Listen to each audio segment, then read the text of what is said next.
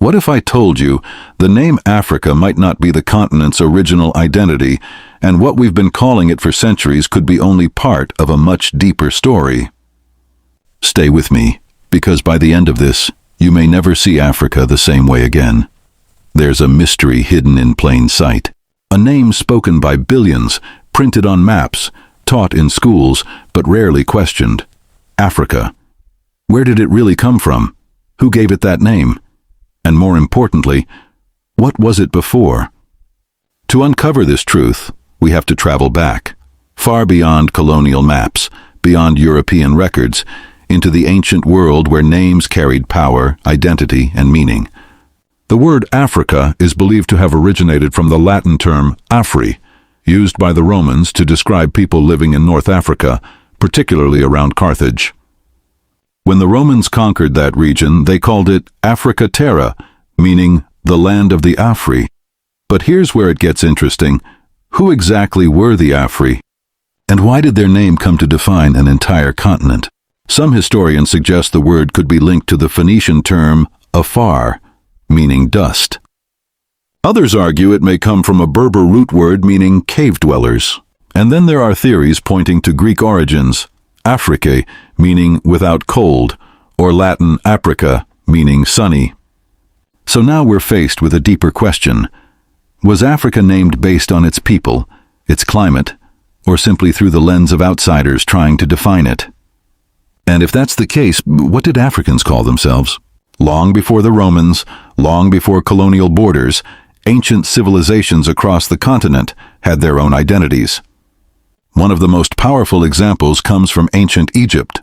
They called their land Kemet, which means the Black Land. Now, this wasn't about race the way we think of it today. It referred to the rich, fertile black soil along the Nile River, the very foundation of one of the greatest civilizations in human history. But pause for a moment. If one of the most advanced ancient societies had its own name, Kemet, what about the rest of the continent? What names existed that we've never been taught? Across Africa, different regions and cultures had their own ways of identifying themselves. There was no single unified name for the entire continent as we know it today. Instead, there were kingdoms, empires, tribes, each with deep-rooted identities. From the empires of Mali and Songhai in West Africa, to the kingdom of Kush in the northeast, to Great Zimbabwe in the south, each carried names that reflected their language, environment, and worldview. So how did all of that diversity become condensed into one single name, Africa? The answer leads us into a complex and uncomfortable chapter of history, colonialism. When European powers began exploring and eventually colonizing the continent, they didn't just take land, they reshaped identity. Borders were drawn without regard for ethnic groups or cultures, languages were imposed, and names were standardized. Africa became the accepted term, not because it represented the voices of its people, but because it was convenient for those mapping and controlling it. And here's the part most people don't realize.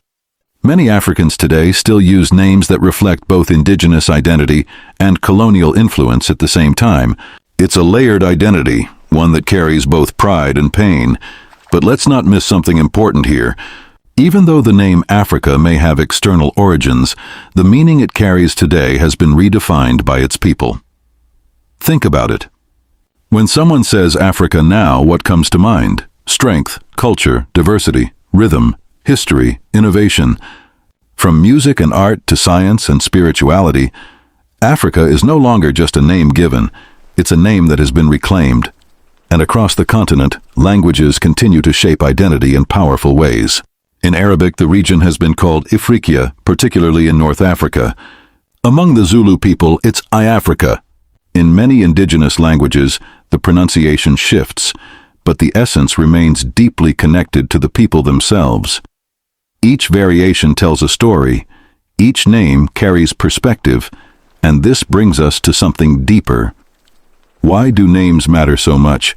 Because names are more than labels. They are memory. They are identity. They are power. When a name is given, it can define how others see you. But when a name is chosen or reclaimed, it defines how you see yourself. So the real question isn't just what is Africa's real name? The real question is, Who gets to decide? Is it the ancient civilizations who first walked the land, the empires that rose and fell, the colonizers who redrew the map, or the people living there today, carrying history in their blood and shaping the future in real time? Maybe the truth isn't a single name. Maybe the truth is that Africa has always been a collection of identities, too vast, too rich, too diverse to be defined by just one word. And maybe that's what makes it so powerful. Because while other continents may have a singular narrative, Africa holds thousands. Languages, traditions, histories, all existing side by side. So instead of asking, what was Africa originally called? Perhaps we should be asking, how can we understand and honor the many names it has carried? Because in those names lie stories that have been ignored, erased, and sometimes forgotten, but never completely lost. And today, there's a growing movement across the continent and the diaspora, a desire to reconnect, to rediscover, to reclaim, not just names, but identity. You see it in art, you hear it in music, you feel it in conversations about heritage and history.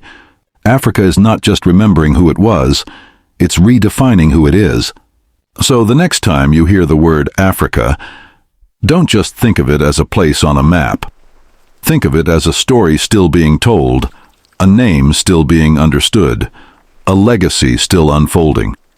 And maybe, just maybe, the real name of Africa isn't something hidden in the past, but something still being written, right now. So what does the name Africa mean to you? Is it history, identity, culture, or something even deeper? Drop your thoughts in the comments. I'd love to hear your perspective. And if this opened your eyes even a little, don't forget to like, share, and subscribe, because there are many more untold stories waiting to be revealed. Until next time, keep exploring, keep questioning, and never stop seeking the truth.